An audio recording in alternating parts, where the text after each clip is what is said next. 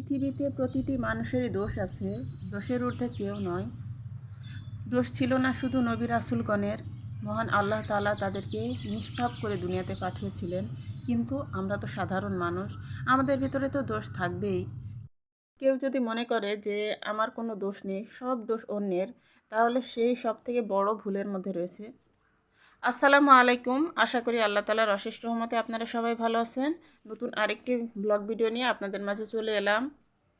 আশা করি সবাই সুস্থ আছেন, ভালো আছেন, নিরাপদে আছেন, আর আমরাও আলহামদুলিল্লাহ ভালো আছি। সন্ধ্যার পরে আজকে কিছু বাজার গুছিয়ে নিব। তো টমেটো এনেছিল, তারপরে ডিম, পেঁয়াজ, আলু এগুলো এনেছিল। তো টমেটোগুলো আমি গুছিয়ে জায়গা মতো রেখে দিলাম। আর এখন আমি ডিমগুলো গুছিয়ে একটা ঝুড়িতে করে রেখে দিচ্ছি জায়গা মতো। আর এই ডিমগুলো আমি পরে ধুয়ে নিব। এখন আপাতত নামিয়ে ঝুড়িতে করে রেখে দিলাম। আর এখানে যে পেঁয়াজ এনেছিল, পেঁয়াজ জায়গা মতো রেখে দিলাম, পেঁয়াজ রাখা স্ট্যান্ডের মধ্যে। তারপর আলু রাখলাম, আর এই যে টমেটো আর ডিম, তো সব কিছু গুছিয়ে রেখে দিলাম। আর এখন আমি এই যে রাতের জন্য রান্না করতে কিচেনে চলে এসেছি। আর কি কি রান্না করব আপনাদের সাথে একটু শেয়ার করি। আজকে মাছের একটা নতুন রেসিপি আপনাদের সাথে শেয়ার করব।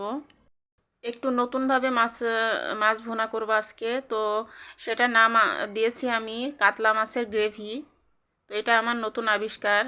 তো আপনারা দেখতে থাকুন, হয়তো আপনাদের কাছে ভালো লাগতে পারে।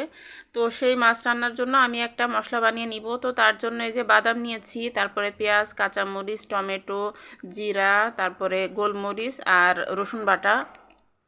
আর এই যে আমি দুই চুলায় ভাত আর ডাল বসিয়ে দিয়েছি, ভাত আর ডাল হচ্ছে। আর এদিক থেকে আমি এই যে মাছ রান্নার জন্য মশলাটা রেডি করে নিব। তো আমি বাদামগুলো ভিজিয়ে দিয়েছি। আর এখানে এই যে সাদা সরিষাও লাগবে, তো সাদা সরিষাটাও নিয়ে নিলাম। আর এখানে এই যে দুধ নিয়ে নিয়েছি বাটিতে। তো দুধের মধ্যে আমি একটু লেবু চিপে টক দইয়ের মতো বানিয়ে নিব, কারণ টক দইটা আমার ডিপ ফ্রিজে রয়েছে, বের করে রাখতে আসলে আমার মনে নেই। তো এখন বের করে রাখতে গেলে অনেকটা দেরি হয়ে যাবে, তো এই জন্য আমি দুধ দিয়ে আর লেবু দিয়ে টক দইয়ের মতন আর কি বানিয়ে নিচ্ছি। তো এই তো আমার সব মশলা রেডি করে নেওয়া হয়ে গেল।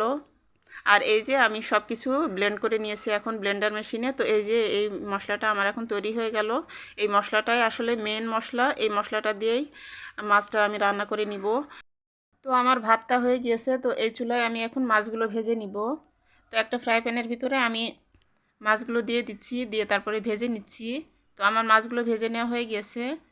এখন আমি আর পাশের চুলায় এই যে আমার ডালটাও প্রায় হয়ে এসেছে। আর এখন এই যে আমি মাছটা বসিয়ে দিব। তো কড়াইয়ের মধ্যে একটু বেশি করে তেল দিয়ে দিলাম, যেহেতু অনেকটা মশলা রয়েছে তো তেলের পরিমাণটাও একটু বেশি লাগবে।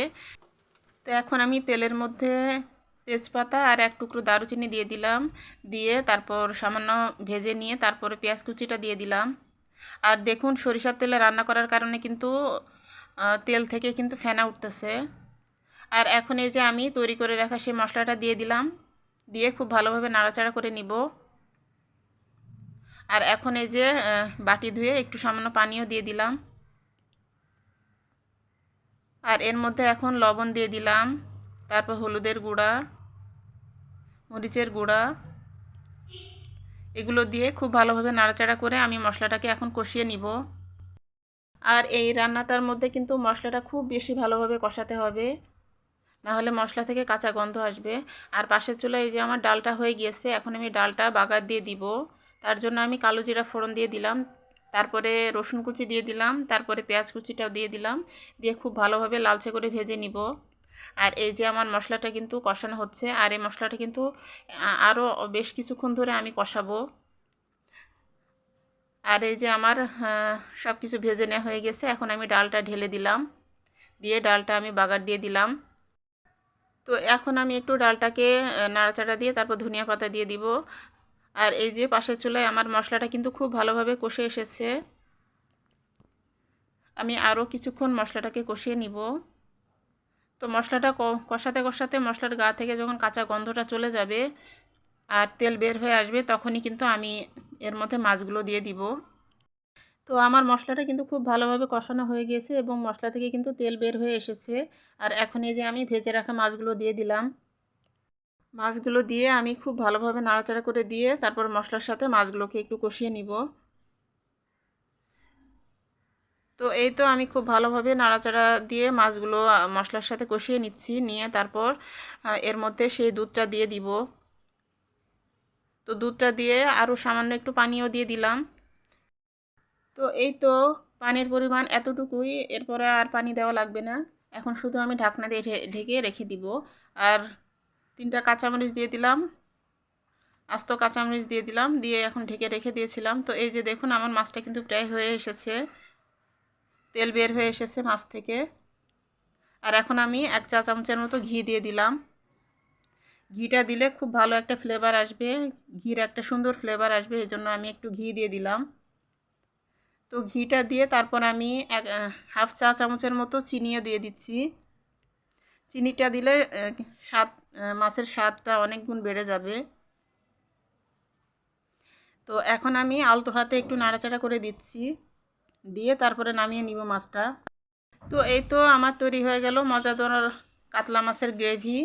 তো আপনারা দেখেই বুঝতে পারছেন যে এই মাছের কালারটা কতটা সুন্দর এসেছে, এবং এই মাছটা কিন্তু খেতেও ততটাই মজা হয়েছিল। তো এই তো আমার রান্নাটা হয়ে গিয়েছে, আমি এখন একটা সার্ভিং ডিশে সার্ভ করে টেবিলে দিয়ে দিব। তো দেখতেই পাচ্ছেন যে মাছের গ্রেভিটা কতটা সুন্দর হয়েছে। আর এভাবে মাছ রান্না করলে কিন্তু ছেলে বুড়ো বাচ্চা সবাই কিন্তু চেটে পুটে খাবে। আর আমার বাসায় আমি 4 টুকরো মাছ রান্না করেছি, তার কারণ হচ্ছে যে আমার ছোট মেয়েটা আবার মাছ পছন্দ করে না, ও শুধু এই যে গ্রেভিটা আছে এই গ্রেভিটা দিয়ে খেয়েছে। আর আমরা 4 জন 4 টুকরো মাছ খেয়েছিলাম। তো দেখুন মাছের কালারটা কতটা সুন্দর এসেছে, মাশাআল্লাহ। তো এই তো আমার রান্নাবান্না সব শেষ। আর পেঁপে ভাজি করেছিলাম আর ডাল রান্না করেছিলাম। আজকে রাতে রান্নাবান্না খুবই সামান্য ছিল। তো এই তো টেবিলে খাবার দিয়ে দিয়েছি, এখন আমরা খাওয়া দাওয়া করে নিব। আর আমার ভিডিওটা যদি আপনাদের কাছে এতটুকু ভালো লাগে তো প্লিজ আমার ভিডিওতে একটা লাইক দিতে ভুলবেন না। আর আমার চ্যানেলটাকে প্লিজ সাবস্ক্রাইব করবেন। আর যারা অলরেডি আমার চ্যানেলটাকে সাবস্ক্রাইব করেছেন এবং আমাকে সাপোর্ট করে যাচ্ছেন সেই সমস্ত আপু ভাইয়াদেরকে জানাই অন্তরের অন্তঃস্থল থেকে অসংখ্য দোয়া এবং ধন্যবাদ। আজকের মতো এখান থেকেই বিদায় নিচ্ছি। আল্লাহ হাফেজ, আসসালামু আলাইকুম।